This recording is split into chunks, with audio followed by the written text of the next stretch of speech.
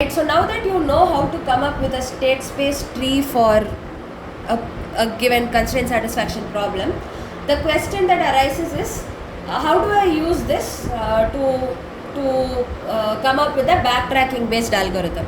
Now we'll relate backtracking with a state space tree shortly, but before that, what a backtracking algorithm does is three things. It generates candidate states at each level. So if your initial level was dash dash dash, you had no idea about any of the characters, you generated two candidates 0 dash dash and 1 dash dash from that level. Again from this state 0 dash dash, you generated two candidates 0 0 dash and 0 1 dash. From this state 0 1 dash, again you generated two candidates 0 1 1 and 0 1 0. So what you see happening here is at every step, when you choose to explore a step, all possible candidates from that step are being generated. So note that it is not necessary that only valid candidates will be generated. All candidates are generated, and then if we realize something is not valid, we choose to reject it. So the first thing a backtracking algorithm does is it generates candidate states at each level. For example, when you explored 1 dash dash, we came up with two candidates 1 1 dash and 1 0 dash.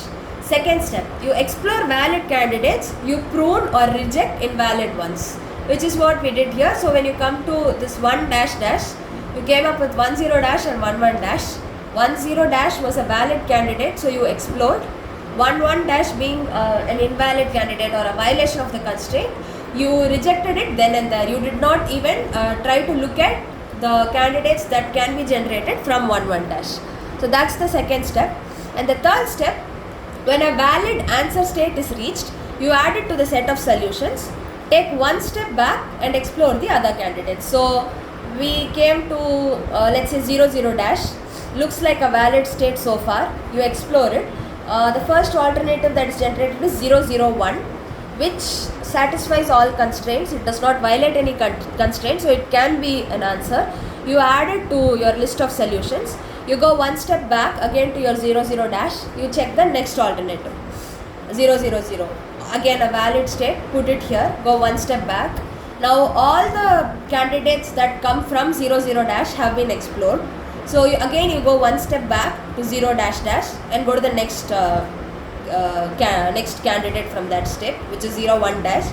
Again you take the first one 0 1 1, not valid, skip it, go one step back, go to the next candidate 0 1 0, looks valid, add it to the set of solutions, go one step back.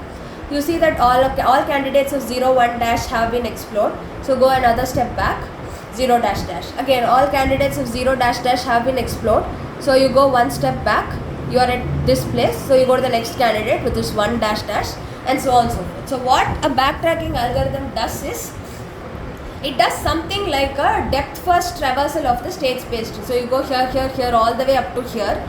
If it is valid, you will take it and add it to your list of solutions. If it's not valid, you will just ignore this, and then you will come back and you will check the next side. Then you will jump back, come here. So if you look at it, in one sense, it is doing something very similar to a depth first traversal of your state space tree. So that can be divided into three major steps. Generate candidates at each level. So when you come to a level, if it is valid, you're going to explore it. You will generate all possible intermediate levels or candidates that can be explored from that level. Each of those candidates is looked at. If they are valid, again you will explore them, and by explore I mean again you will generate candidates for the candidate and so on and so forth. If they are invalid, you simply reject them. You don't look at them again at all. And when you finally reach the leaf level or the answer level, if the answer is invalid, again ignore. If it is valid, you add it to your set of solutions, go one step back, go to the next candidate and continue going. So that is the basic idea behind backtracking.